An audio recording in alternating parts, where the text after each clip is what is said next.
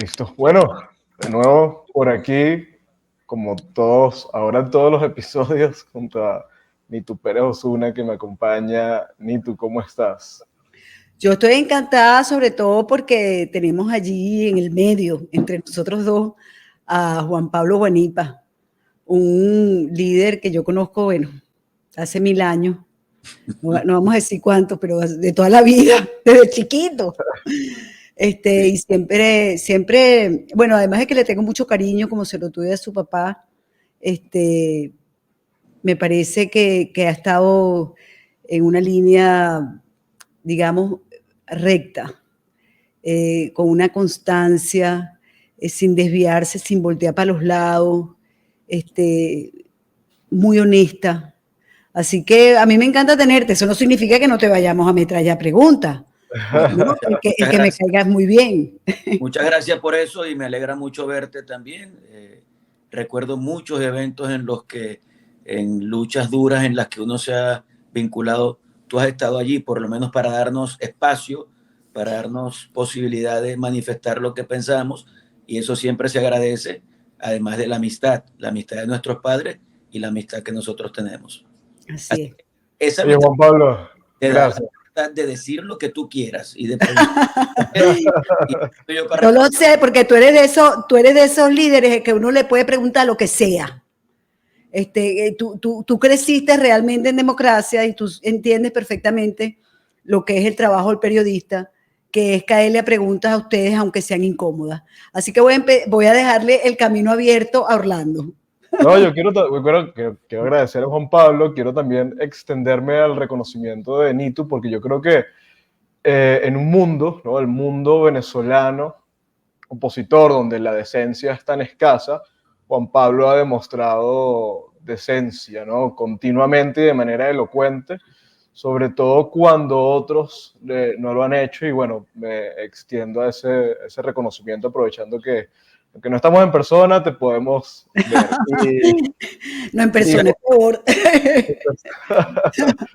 Y Juan Pablo, quería empezar con esto porque ni tú y yo llevamos varios episodios, la gente debe estar, yo creo que harta ya, pero es que ha sido inevitable hablando de lo que ha sido las impresionantes concentraciones y actos que ha tenido María Corina Machado. Y esto lo hemos hablado ni tú y yo desde aquí, ella desde Panamá, yo aquí estando en Colombia, pero tú has estado allá, lo has vivido. Y además no solamente has vivido esta etapa, sino que tienes muchos años en la política. Te pregunto, ¿tú habías visto alguna vez algo como lo que estás viviendo ahora? ¿Con algún otro político o concentraciones iguales o esa euforia que se ve de la gente, ¿no? Esa especie casi que de devoción? ¿Tú la habías visto? Sí, fíjate, si hablamos de la perspectiva cuantitativa, sí había visto manifestaciones grandísimas en el país. Yo recuerdo los tiempos de Adey Copey y recuerdo que había manifestaciones impresionantes con mucha movilización. Eran partidos de mucha estructura y competían en cuanto a los mitines antiguos con grandes tarimas, con distintos niveles y, bueno, perspectivas en las que la gente ocupaba 12, 14, 15 cuadras y Adey Copey competían por eso. Recuerdo que en el Zulia hasta ponían un cartel donde decía hasta aquí, ¿no? Y después más allá venía el otro y decía, no, este llegó hasta aquí, y hacíamos ese tipo de cosas. Es decir, en cantidad yo creo que sí ha habido cosas parecidas. En calidad yo creo que no. Es decir, lo que yo he visto en la presencia de la gente, que es multitudinaria, pero además en la actitud de la gente, eso me impresiona muchísimo. Me impresiona mucho porque la gente recuperó la esperanza, la gente recuperó la ilusión, la gente piensa que sí podemos lograr salir de esta situación y la gente convierte su angustia, a veces su rabia en contra del régimen, su situación personal y familiar, la convierte en esa actitud que asume cuando va a una manifestación con María Corina y con Edmundo González. Yo he tenido la oportunidad de vivirlo porque he decidido asistir a todo, a todo. A mí me dice, mira, es mañana la cuestión. Bueno, yo soy el primer chicharrón que está allí porque quiero estar, quiero vivirlo, quiero acompañar, quiero ayudar, quiero aportar, así sea un grano de arena a la lucha que estamos librando por la libertad, y siento que estamos en un momento bueno para poder lograrlo, aunque nunca dudo que habrá riesgos. Ahora, con respecto a la pregunta, insisto, es impresionante la actitud de la gente. Esas son manifestaciones casi absolutamente espontáneas. Yo te diría que, según mis cálculos, el 10% de quienes asisten a esas manifestaciones es movilizado porque están muy alejados, pero el 90% es gente que va por sus propios medios, espera el tiempo que tenga que esperar y allí mismo se manifiesta. Tú les ves la cara y en la cara ves alegría, esperanza, ilusión, expectativa, confianza. Creo que es una palabra clave en este momento porque mucha gente había perdido la confianza en la política y en los políticos y este momento demuestra que sí se puede recuperar y que sí podemos lograr el cambio que aspiramos. Bueno, diste un dato bien interesante que es con relación a aquellas grandes maquinarias de los partidos de ADECOPEI, donde había movilización grande. En estas, tú mismo acabas de decir, si acaso el 10% y porque las distancias son muy grandes. Es decir, es espontáneo. Lo que sí creo yo que rescato de lo que has dicho es que una movilización unos mitines, unas concentraciones de este tamaño, sin movilización, es decir, con la espontaneidad que están yendo la gente, realmente no sé si se habría visto en el pasado. Yo pienso que no, porque hay que agregarle un dato, Nitu. El dato es que el recorrido lo hacemos por tierra. Entonces, por ejemplo, vamos a Ciudad Bolívar, vamos a del Tamacuro, Puerto Ordaz, etcétera, ¿no? Yo me quiero ir por tierra. O sea, yo tengo la posibilidad de irme por avión, pero me quiero ir por tierra desde Maracaibo. O sea, me voy en mi camioneta desde Maracaibo. Es en el otro extremo del país, pero es que la emoción también es ver la llegada a cada pueblo. Claro. Tú puedes anunciar que vas a pasar por cualquier sitio. Inmediatamente la gente se agolpa en un sitio a esperar tu pasada por allí. Y realmente es algo que impresiona porque hay pueblos que ni siquiera están en la ruta, por ejemplo, te voy a decir algo, el Tocuyo. Nosotros no pasábamos físicamente por el Tocuyo. Es decir, estábamos en Barquisimeto, fuimos a Carora impresionante, fuimos a Sanare, pero cerca está el Tocuyo y nos decían, tienen que ir para el Tocuyo, está todo el Tocuyo. Pero como no iban a ir para el Tocuyo, tenían que ir para el Tocuyo, claro. Y no estaba en la lista. Pero mal hecho. En el Tocuyo porque definitivamente está demasiado full. Pasamos por Quibor, full, Tintorero, full. Cualquier pueblo que tú pasaras era un pueblo lleno de gente. Morón, por ejemplo, cuando María Corina iba desde Caracas hasta Barquisimeto y pasó por Morón, pareciera que fueran las fiestas patronales. Definitivamente, una de las cosas que también ha impactado mucho es la presencia de la gente en los pueblos, lo que es muy bueno en el sentido de que hace muy bien que María Corina no pueda viajar por avión, pues, o sea, María Corina claro, le han hecho un favor. No puede, se le tiene prohibido. Entonces, eso ha permitido que sus viajes sean más largos, más tediosos, pero mucho más fructíferos porque tocan muchísima más gente. Claro, claro, es que le han hecho un favor, ¿no? Yo creo que incluso los saboteos locales pues provocaron que agarrara una curiara y cruzara el río y bueno, tú estuviste ahí y eso construye toda la épica, ¿no? Y le ha ayudado mucho. Pero, Juan Pablo, tú mencionaste una palabra que es clave, confianza, ¿no? Si no hubiera confianza, no hubiera expectativa, no hubiera emoción. Y no hubo confianza por mucho tiempo, tú lo sabes muy bien, porque la gente estaba frustrada, decepcionada y también tenía bastante molestia con la clase opositora. Primero te pregunto, ¿por qué hay confianza? Es decir, ¿por qué si las condiciones no han cambiado? En términos concretos, esto sigue siendo un régimen tiránico que está dispuesto a lo que sea por mantener el poder, que ya se ha robado elecciones, que no tiene ningún tipo de pudor en cometer fraudes o en matar estudiantes en las calles, pero pareciera que el escenario es diferente, pareciera que ahora hay una ventana, pero ¿en dónde está esa ventana? Es decir, ¿por qué hay confianza? Bueno, en primer lugar, el hecho María Corina es un hecho objetivo totalmente. El 22 de octubre marcó un hito fundamental en la historia política del país. La gente tomó la decisión de participar en un proceso en el que, entiéndase bien, no había competencia. No había competencia. Enrique Capriles había retirado su candidatura. el amigo Prosperi lamentablemente fue cooptado por el régimen. Lo lamento mucho porque es de las nuevas generaciones, pero lo cooptaron y María Corina no tenía competencia, estaba jugando sola. Y en un escenario en el que ella jugaba sola, participaron casi 3 millones de personas. Hermanos, eso es una demostración de que hay una aspiración de un pueblo y que la personifica, en este caso en María Corina Machado. Ese es un hecho importante de todo lo que ha pasado. Hay otros hechos que también han influido en esto. Por ejemplo, nosotros hemos contado con presión interna, pero también hemos contado con presión internacional. Esa presión internacional nos ha ayudado a que algunas decisiones que vamos tomando puedan convertirse en decisiones firmes. Nosotros dudábamos muchísimo de que Edmundo González pudiera concretarse como candidato porque teníamos la información de que el Consejo Nacional Electoral el Consejo Nacional Electoral, no, el Tribunal Supremo de Justicia, a través de la sala electoral, pretendía dictar una sentencia para impedir la candidatura de Edmundo. Y fíjate que yo creo que en ese momento lo que influyó fue la presión internacional de varios países, pero especialmente la de Brasil. Cuando Edmundo queda como candidato, eso es un aliento adicional que hace que la gente sienta que sí se puede. Ellos nos querían a nosotros divididos, sin liderazgo, sin candidato, sin tarjeta, sin nada. Y hoy somos una fuerza unida, a pesar de cualquier diferencia que pueda existir. Hoy somos una fuerza unida, tenemos tarjeta, tenemos candidato que es Edmundo, tenemos liderazgo que es María Corina. Mucha gente pensaba que eso no sería posible. Cuando la gente ve que eso se va logrando, también se incrementan los niveles de confianza. Creo que esas cosas han influido para que estemos hoy en esta situación.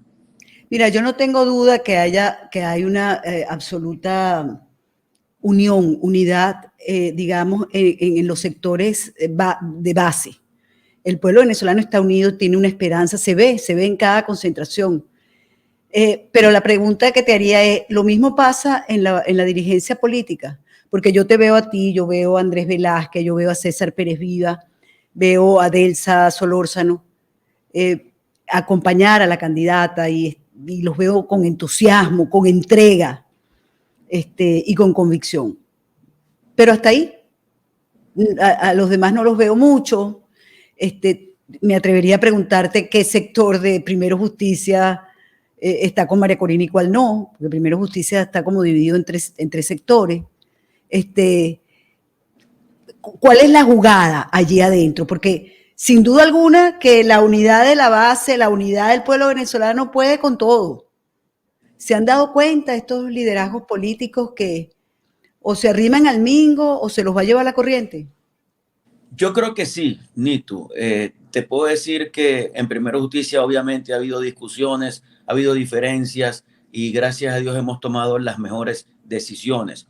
Ha habido nubarrones que han podido generar consecuencias muy tormentosas para la oposición y para el país. Y gracias a Dios, Primero Justicia ha tomado las decisiones adecuadas y en este momento te puedo decir que todos los dirigentes de Primero Justicia, cada quien con su estilo, cada quien con su forma de ver las cosas, cada quien con la mayor o la menor pasión que le pone a la vida política y al futuro del país, todos estamos trabajando en función de la candidatura de Edmundo González y todos reconocemos el liderazgo que ejerce María Corina Machado. Tú escuchas los discursos hoy de cualquiera de los dirigentes, claro, cada uno le pone el énfasis que le quiera poner.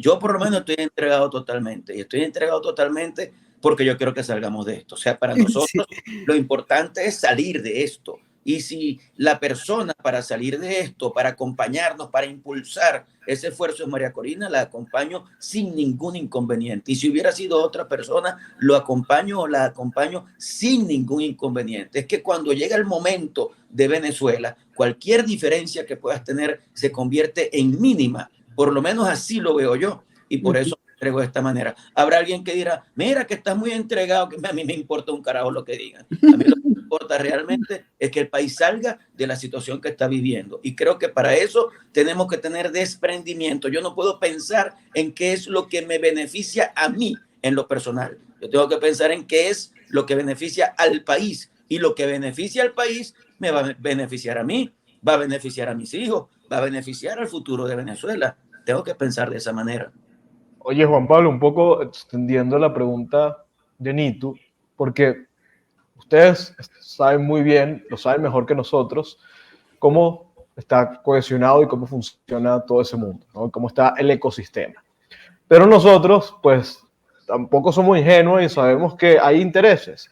Y los intereses han jugado en estos últimos meses duro. Lo vimos en vísperas de la inscripción de un candidato, como en el umbral al final ocurrió lo que todos sabemos que ocurrió.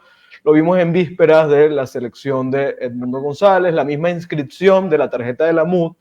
Ahí jugaron intereses fuertes. No quiero entrar en detalles, pero lo que te quiero preguntar es que claramente no se puede bajar la guardia. Es decir, aunque parezca que haya cohesión, porque el costo, y yo creo que tiene que ver más con eso, el costo de disentir es altísimo y hay gente que tiene que simular ser oposición para que sean útiles y si tú disientes, obviamente te sales del libreto. Yo creo que la guardia no se puede bajar. Es decir, sabemos que hay partidos donde hay factores que probablemente estén conspirando en tiempo real, ¿no? Cómo eventualmente sabotean el proceso. Ustedes, imagino que son conscientes de eso, pero ¿cómo está funcionando eso? Es decir, ¿qué tanta capacidad tienen de conspirar los factores que siempre han conspirado, de hacer daño? Por ejemplo, en un momento se planteó que la tarjeta de la MUD no se inscribió para Edmundo, sino que el propósito fue inscribirla para Rosales, que esa tarjeta fue negociada incluso por factores dentro de la misma Primero Justicia, que luego obviamente se impuso la negociación o la candidatura de Edmundo y afortunadamente fue así, pero ¿qué tan grande es el peligro de que la conspiración continúe y prospere? Mira, yo creo que los nubarrones más importantes ya pasaron y creo que todos estamos encaminados hacia el día 28 de julio de este año 2024. Durante todo el proceso ha habido que lograr que la gente entienda que hay un punto de partida y quizás al desconocer eso empezaron a producirse las dificultades que tú y que ni tú han mencionado. Si tú no reconoces que el 22 de octubre hubo un hito fundamental en la historia política de Venezuela, entonces tus actuaciones van a estar equivocadas. Y cuando tú intentas acabar con ese hito, con la idea de que ya María Corina no es candidata y que por tanto no tiene nada que ver en la toma de decisiones, estás cometiendo un error. Porque si tú respetas lo que pasó el 22 de octubre, tú tienes que respetar que allí no solo se eligió una candidata, sino se eligió un liderazgo. Y mucha gente decía, a mí me lo decían, no, un momentico, se está eligiendo una candidata, pero no se está eligiendo un líder. Y le decía yo le decía, ¿y cómo desdoblas eso? O sea, ¿cómo me dices tú que se eligió una candidata y que no se eligió un líder? Entonces, ¿quién elige el líder y cómo se elige el líder? Hay una candidata. Es más, yo le decía a esa persona, ve, te lo voy a poner al revés. Se eligió una candidata que tú dices que no es líder y es al revés. Se eligió una líder que no va a poder ser candidata porque lamentablemente no se lo van a permitir. Entonces, pero sí tiene que conducirnos y ese liderazgo ha sido fundamental. ¿Qué decía yo cuando empezaron esos nubarrones? Hermano, hay un liderazgo, vamos a respetar ese liderazgo. No, pero es que si ella no nos lleva sino a la abstención, pensaremos qué hacer. Pero hasta ahora ha hecho lo que tiene que hacer, porque ustedes decían que ella no iba al TCJ y ella fue al TCJ. Ustedes decían que si ella no era candidata no iba a aceptar absolutamente nada y salió el nombre de Corina Lloris. Ustedes decían que no aceptaba a ningún otro candidato y aceptó a varios que no se han dado a conocer a la opinión pública, pero que estuvieron allí como posibles aspirantes y que no pudieron ser inscritos. Ustedes decían que bueno, que no iba a aceptar que fuera Edmundo porque ella no lo propuso, y es cierto, ella no lo propuso, pero después lo abrazó, lo impulsó, lo acompañó y lo ayudó a tomar la decisión junto a su familia. Entonces creo que lo que ha hecho María Corina es demostrar un liderazgo de un estadista que nos ha llevado con fortaleza hacia la opción de cambio político el 28 de julio. Por tanto, lo primero que hay que hacer es respetar ese liderazgo y ese liderazgo tiene que escuchar a la opinión pública, escuchar a los partidos políticos, es decir, no es un liderazgo mesiánico cuyas palabras son de total, absoluta obediencia por todos, sino que hay un proceso de un liderazgo con un trabajo colectivo de los distintos partidos políticos, y yo lo vi muy claro el día que hicimos la actividad en Guatire con Edmundo González y María Corina. Nos tomamos una foto en la que estábamos líderes de todos, de los 10 partidos que respaldan a Edmundo, de 20 Venezuela, de sectores independientes. Ahí está lo que el país aspira de nosotros. Tenemos que tener sintonía con lo que el país está pensando. Si eso lo hacemos de esa manera, no va a haber inconveniente. Y yo creo que todo ese proceso, desde la perspectiva de la alternativa democrática, está controlado. Es decir, lo que pudo ser un nubarrón, hoy, para mí, está totalmente controlado. Buenas noticias. Entonces vayamos al 28 de julio, porque ese es el día, ¿no? Y entonces te hemos visto a ti en unos videos. Nico, antes de ir al 28, pensemos lo que puede pasar antes del 28. No, claro, no, por supuesto. Vamos a suponer que llegamos al 28, pero podríamos no llegar al 28. Porque hay tantas cosas que se dicen. Todavía, por ejemplo, está el rumor de que el Tribunal Supremo de Justicia estaría estudiando la posibilidad de eliminar la tarjeta de la manito. Exactamente. Ajá, eso, bueno, a mí me dicen, Juan Pablo, que hasta ya está la sentencia, pues, escrita, que no sé por qué supuestamente no la han sacado. Esa es una de las posibilidades. La otra posibilidad es que decidan que el 28 no hay elecciones por lo que ellos quieran inventar, por lo que sea. Pero vamos a suponer que se llega al 28. Vamos a suponer que se llega al 28. Te he visto muy activo en unos videos enseñando a votar. Por cierto, me da mucha risa porque dice, por el mardito no, por este mardito tampoco. Y yo digo, es que esto es lo más maracucho que yo he visto en mi vida. Tú sabes que yo, aquí un inciso, yo vivo en Panamá rodeada de maracuchos, porque este es un país tan caluroso, tan caliente en su clima, que todos los maracuchos que se han venido para acá, porque se sienten en ambiente. Entonces todos mis amigos son maracuchos, y entonces, ¡epa, mardita! Mardito! Eso es una palabra de ustedes típica, ¿no? Entonces me dio mucha... Si me das el chance, Nitu, quería claro hablar que te voy. que, mira, uno se tiene que impresionar por cómo hablan los jóvenes hoy, ¿no? Antes, tú le decías a un amigo marico y eso significaba un golpe seguro. Sí. O sea, me estás irrespetando y te golpeo. Hoy yo veo a todos los muchachos, ¿qué fue, marico? ¿Cómo estás? Papi, marico. O sea, la forma de hablar hoy es totalmente distinta a como era hace varios años. Pero mardito ha sido de toda la vida. Siempre. O sea, mardito con R. Sí, mardito. Muy usual en Maracaibo. Sí, y tú saludas, es nuestra idiosincrasia. Sí. Entonces yo estaba en Caracas, estaba haciendo campaña en Caracas, acompañando estaba toda la gente de la unidad conmigo, y entonces voy caminando y una señora me dice, Maracucho, ven acá, enséñame a votar, pero enséñame en maracucho, me dice ella. Y se me ha ocurrido esa gracia, mija. Agarró el tarjetón y digo, bueno, tú cuentas. 1 mardito, 2 marditos, 3 marditos, 4 marditos. A lo que llegas al 5º mardito baja. Eso fue lo que hice. Y entonces la muchacha dice, cónchale, pero qué didáctico que tal. Yo no saqué ese video ni nada. O sea, tú revisas mis redes, ese video no está en mis redes.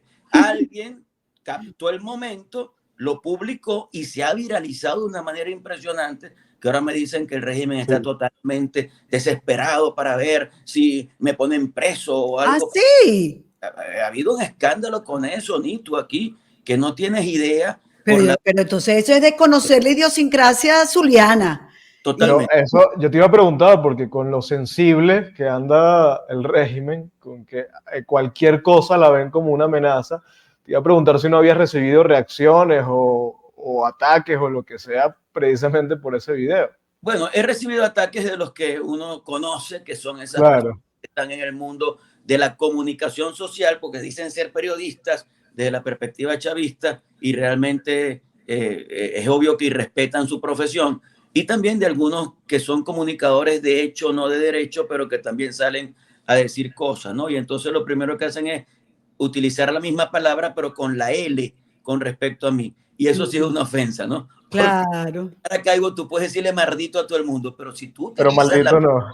Maldito no, pero mardito sí. Eso sí es una falta de respeto. Eso sí Sí, es una grosería. eso es Entonces, verdad. el conocimiento de nuestra idiosincrasia o la utilización de eso para simular que uno está en una actitud de odio. Mira, yo respeto a Maduro como persona, pero lo desprecio como presidente. Y lo tengo que hacer, hermano, porque le ha hecho un profundo daño a nuestro país. Y ese desprecio lo siente el país completo por Nicolás Maduro. Mira, yo publiqué... Pero ya va, porque no me dejaste terminar la pregunta. Ok, Entonces discúlpame. yo te decía, el 28, llegamos al Ok. 28. Ajá. ¿De verdad ustedes están convencidos que con la observación popular podemos vencer el fraude que yo no tengo duda que ya desde ya está montado? Tan es así, Juan Pablo, que ya comencé a ver 2 o 3 encuestadoras que en mi vida había oído decir que, oye, que Maduro ya se está acercando al 30%, que está subiendo en las encuestas. Y yo me pregunto y te pregunto, pero ¿cómo es eso? Es que ahora hay empleo, es que la gente no se quiere ir, es que ahora llegó la luz, es que hay agua, es que ya no hay violencia. Me pregunto, ¿por qué va a haber subido Maduro? Y además unas encuestas desconocidas. Entonces, la pregunta es, ¿de verdad ustedes creen que con la observación popular es suficiente para que esta mafia no decida aplicar el fraude y decir aquí el ganador somos nosotros? Mira, es un tema sumamente complejo. Lo primero que tenemos que hacer es superar obstáculos de aquí al 28 de julio. De Y cuando acuerdo. te hablaba de eso, te decía, mira, aquí puede haber, y se lo dije a la propia María Corina, aquí puede haber una actuación en contra de María Corina, una detención o un intento de acallarla, que puede estar allí, pues porque está generando un movimiento sumamente interesante en las bases del país. O puede intentarse algo en contra de Edmundo, en contra de la tarjeta de la unidad. O sea, nuestro reto es llegar al 28 de julio. Pero al llegar al 28 de julio, nosotros tenemos que vencer un intento de megafraude que va a ser el régimen de Nicolás Maduro. Pensar que no lo va a hacer es una tontería. Es más, la actitud de ellos es tratar de rebanar los votos en el transcurso del tiempo, y ya lo han hecho, porque el hecho de que 7 millones de venezolanos aproximadamente no pueden votar porque sencillamente no se les permitió inscribirse o no se les permitió modificar su dirección estando fuera del país, eso evidentemente que te va a generar una situación difícil. Claro. En estos días conversaba con mis amigos de Chile. En Chile hay 1 millón de venezolanos, 600.000 tienen derecho a voto y el padrón electoral de Chile es 4.500 votos. Dime tú entonces, llegamos a con el voto rebanado, pero la diferencia es tan grande que todavía podemos lograr vencer a Nicolás Maduro a pesar de que ya ha rebanado votos. Otro rebanamiento donde estuvo en el hecho de que cambiaron a gente de su centro de votación inconsultamente, de manera que estamos hablando de unas 400.000 personas que cambiaron de su centro de votación y que si son desprevenidos, como muchos venezolanos, no se están revisando en este momento, entonces van a ir a su centro de votación natural, le van a decir, mira, tú no votas aquí. ¿Y dónde voto? Bueno, en tu cupita. ¿Y cómo me muevo para tu cupita? Claro. No hay forma de hacerlo. Esas cosas están pasando. Pero cada día la diferencia entre Edmundo y Maduro va creciendo. Quien diga que Maduro va creciendo en las encuestas, que está consolidando el voto chavista. Mira, hay chavista arrepentido, pero como arroz picado. Es impresionante, porque uno se los consigue en la calle, porque los vemos. ¿Por qué crees tú, Nitu? ¿Por qué crees tú, Orlando, que cada vez que hay una actividad de la oposición en cualquier pueblo de Venezuela, el gobierno de Maduro espera para saber cuándo y dónde es para hacer una actividad el mismo día, a la misma hora, 2 cuadras más adelante? ¿Por qué hacen eso? Para contener a su gente, porque su gente se va para que María Corina, su gente está cansada, desesperada. Entonces, no lo hacen por violencia. No conozco hechos de violencia en esas manifestaciones que se hacen a 2 cuadras de distancia, a 3 cuadras de distancia. Ellos lo hacen para tratar de mantener en un corral a su gente y que no se vayan espontáneamente a las actividades con María Corina. Pero bueno, lo importante del tema es que llegamos al día 28 de julio. Ese día nosotros tenemos que contener el intento de fraude masivo. Y eso se contiene, en primer lugar, logrando que los testigos entren al centro de votación, entren a su mesa, especialmente en los centros que tienen una sola mesa. Esos son los centros más vulnerables, porque son centros que están ubicados en instalaciones militares, son centros que están ubicados en bases de misiones, son centros que están ubicados en VC, son centros en los que ellos tienen el control total de cómo funciona ese centro. Y lo primero que van a tratar es de que el testigo de la unidad no pueda entrar. Por eso yo estoy proponiendo que los testigos de la unidad en los centros de una sola mesa seamos nosotros. Los dirigentes, hermano. Los dirigentes tenemos... Yo no me calo un dirigente el día 28 de julio con una chaquetica recorriendo centros de votación para ver cómo está la cosa. ¿Qué útil es eso, compañero? Nada. No estás haciendo nada útil. O recorriendo los medios de comunicación para decirle al país, aquí han votado 5, aquí han votado 10. ¿Qué útil es eso? Nada, compañero. Entonces, ¿qué útil podemos ser ese día? Yo estoy proponiendo que los que somos dirigentes seamos nombrados testigos electorales en los centros de una sola mesa.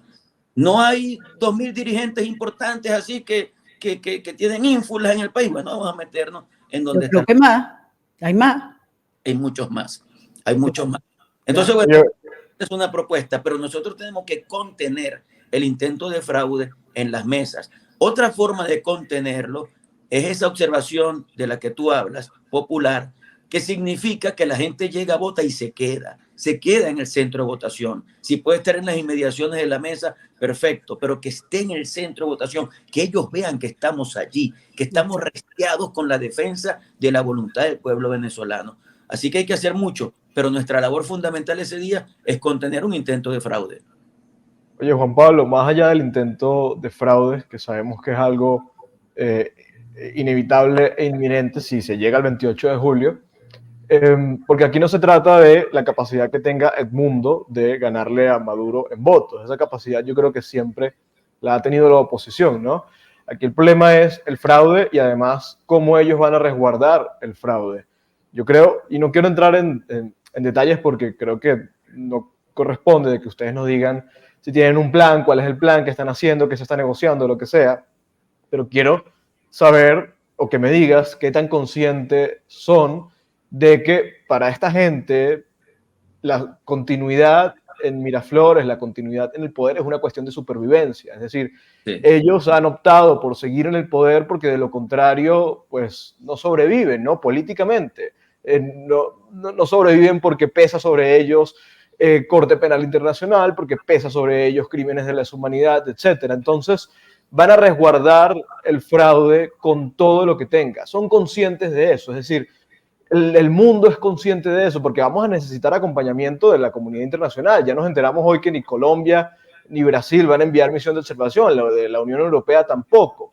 Entonces, no nos cuentes si hay un plan, pero cuéntanos qué tan conscientes son de que el reto es mucho más de ese día pararnos y defender las mesas, ¿no? Este reto tiene que ver con toda una estructura que cobija grupos armados, grupos delincuenciales en el interior, grupos del fundamentalismo en Oriente, FARC, ELN, es decir, una estructura muy grande, muy compleja, que va a requerir mucho más que simplemente pararse en una mesa y decir, mira, aquí nos están cantando fraude. Mira, yo creo que lo primero que nosotros tenemos que lograr es que ellos asuman que pueden perder. Es decir, que ellos asuman que pueden salir del poder y que comience desde ya un proceso de negociación en Venezuela. Yo creo que el proceso de negociación es totalmente necesario, pero el proceso de negociación institucional, no lo que ha pasado en Venezuela, hermano, que cada quien va al detalle a entenderse con el régimen para salvarse o para obtener alguna prebenda o para pedir un favor o para lo que sea. No, yo honestamente repudio las negociaciones al detalle. Me parece que le hacen mucho daño a la fortaleza que tenemos que tener para poder ir a un proceso de negociación de tú a tú con un régimen con las características que tú has dicho. Si eso lo logramos, entonces hay que iniciar un proceso de negociación. Y hay que iniciar un proceso de negociación con la conciencia para ellos de que en algunas cosas habrá que ceder para que ellos dejen el poder. No basta con el apoyo popular. Recuerda además que después del proceso electoral del 28 de julio, declarado el triunfo de Edmundo González por el señor de apellido Amoroso, hermano, vienen 6 meses. Sí. Meses, Nitu. ¿Tú te imaginas lo que no me lo puedo imaginar. No me puedo imaginar 6 meses, de verdad me cuesta mucho imaginármelo. Y creo que hay cosas que habrá que negociar. Bueno, porque el país no aguanta 6 meses así. Ojalá que un proceso de negociación pueda adelantar una toma de posesión del presidente ganador Edmundo González. Eso está dentro de lo posible, pero tú tienes también que darle a ellos opciones para que ellos vean que es para ellos positivo tomar decisiones que van en función de lograr que el país recobre la institucionalidad. Es un tema sumamente complejo y creo que no puedo hablar más de eso, pero sí algo hay que hacer en ese respecto y se está haciendo. Claro, y como digo yo siempre, un día tras otro, no nos adelantemos tanto. Yo estoy muy de acuerdo con eso, Nito, porque nos ha ido bien. Nos ha ido sí. Un día tras otro, nos ha ido bien. Sí. Hemos superado obstáculos que nadie pensó que podíamos superar. Bueno, ese momento de la candidatura presidencial que nos decían, no es que tiene que ser fulano porque no hay opción. O sea, es el único que acepta el régimen. Y uno decía, pero Dios mío, no puede ser. O sea, si una candidatura genera división y genera abstención, ¿por qué nosotros tenemos que ceder ante el régimen? Y fíjate que había algunos que decían, es que no hay alternativa. Y hoy eso dicen, bueno, pero ¿cómo supieron ustedes que sí se podía? ¿Qué íbamos a saber, carajo? Lo que hicimos fue seguir para adelante. Lo que hicimos fue mantenernos en una posición principista de conducta honesta con lo que significa la posibilidad de cambio político en el país. Y bueno, gracias a Dios, factores internos, factores externos, nos dieron esta posibilidad tan hermosa que tenemos en este momento en nuestras manos. Siempre hablas de factores externos. ¿Nos podrías decir alguno? Me llama la atención. No, cuando yo hablo de factores externos, hablo fundamentalmente de la comunidad internacional. ¿Tú no crees eso, que, por ejemplo, el discurso de Lula, el día en el que la sala electoral del Tribunal Supremo de Justicia iba a acabar con la tarjeta de la unidad y con la candidatura de Edmundo González, no fue determinante? Que Lula dijera en el mismo momento, no creas que eso fue espontáneo, eso fue conversado, eso fue discutido, eso fue negociado, se habló con él. Ok, entonces dime una cosa, ¿por qué ahora Lula y Petro no quieren enviar o no van a enviar observación? ¿Cuál es el mensaje allí? Bueno, ahí habría que ver, quieren convalidar un fraude. Ahí habría que ver cuál es la situación de Lula con su aliado Maduro, saber si todavía son aliados y qué es lo que está buscando Petro también, porque yo creo que tanto Brasil como Colombia, como la región, necesitan que Venezuela se institucionalice, necesitan que en Venezuela vuelva la calma y se recupere la democracia. Las externalidades negativas que ha producido la situación de migración venezolana en distintas partes del mundo ha afectado a la región completamente. Las alianzas que tiene Maduro con los sectores del mal, si los podemos definir de esa manera, le hacen daño a la región, le hacen daño al mundo occidental. Y yo me resteo con el mundo occidental. Nosotros venimos del mundo occidental. Así que yo estoy resteado con Estados Unidos y con Europa, con Grecia, con los valores que nos formaron a nosotros. Es que nosotros no nos parecemos en nada a Rusia, a China, a Irán, al Islam. En nada. En nada. Nosotros tendríamos que repensar todo eso, y creo que ese mundo occidental está ganado a que esto se convierta en una realidad, y por eso intervienen. Pero ¿cómo está la relación de Lula con Maduro? Para mí no está bien. Yo creo que no está bien. La relación de Petro con Maduro, para mí no está bien. Perdóname, Orlando, que quiero hacer una preguntita aquí rápido. Adelante. Es que acabo de ver, antes de entrar al programa, un Twitter de BCN News que habla de que ha habido 4 vuelos entre Bogotá y Caracas de la ONU entre el 30 de mayo y el 2 de junio. 4 vuelos Bogotá-Caracas de la ONU. ¿Qué significa eso? Bueno, es que estamos hablando de que hay una posibilidad de presencia de la ONU aquí en el proceso. Pero es que yo nunca he creído que no la vaya a ver. La ONU siempre está. Sí, es que yo creo que no está en la OEA, por ejemplo, que me gusta más. Pero es que yo creo, y la Unión Europea mucho más. Pues, por supuesto. En todo el tema de observación internacional, la Unión Europea tiene mucha más experiencia, mucho más nombre, mucha más credibilidad.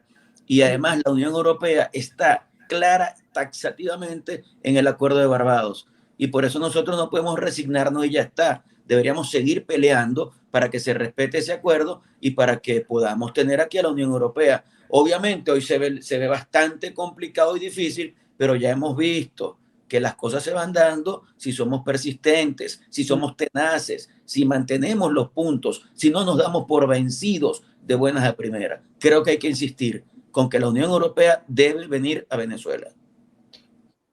Oye, Juan Pablo, te hemos quitado más tiempito. Nitu, gracias como siempre. Si te parece. No, gracias. A mí me quedaron preguntas que yo no te quiero ni contar. No, Mardito, esto, Mardito. Llámame por el privado. Es verdad. Te voy a llamar por el privado. No, muchas preguntas, pero. De niñito, sino por el actual. Bueno, que se lo voy a pedir a Orlando, porque yo la verdad es que te llamé por uno que yo tenía viejo, será. Me encantó conversar contigo. Creo que la cosa es dificilísima. Sí. Pero bueno, un día tras otro. Nitu, es difícil, indudablemente es difícil. Y hay riesgos y hay muchos. Yo no puedo decirle a alguien, me decían ayer, mira, no digamos que no confiamos en el CNE, porque la gente deja de ir a votar. ¿Y por qué al carajo voy a decir mentira? O sea, bueno, no, si confiemos en el CNE, no. Lo que tenemos que decir es que a pesar del CNE, los vamos a superar. Hay riesgos, hay dificultades, hay obstáculos, pero hay pasión de patria, hay ganas de ganar, hay una convicción de la gente de que este es el momento, llegó la hora. Nitu, Orlando, llegó la hora. Eso nos tiene que llenar de una actitud demasiado positiva para ir a enfrentar lo que haya que enfrentar y vencer a estos tipos. Gracias, Juan Pablo. Gracias por estos minutos. Y bueno, nada, a la audiencia, gracias por estar ahí. Recuerden suscribirse y seguirnos. Y bueno, nos vemos esta semana. El dedito hacia arriba que nos ayuda a ubicarnos mejor en la cartelera. Un abrazo. Gracias. Juan Pablo, de verdad, cariños a los muchachos y gracias. Seguimos en contacto. Un abrazo a los dos, saludos. Ready. Ay, se fue. Salió. Y quedó bien, ¿no? Quedó chévere. ¿Te gustó, Vladi? Sí. Vladi estaba aquí preso. Vladi, pero acuérdate que necesito la 1:30, papi. Ok. Mira, a mí me encantó, yo creo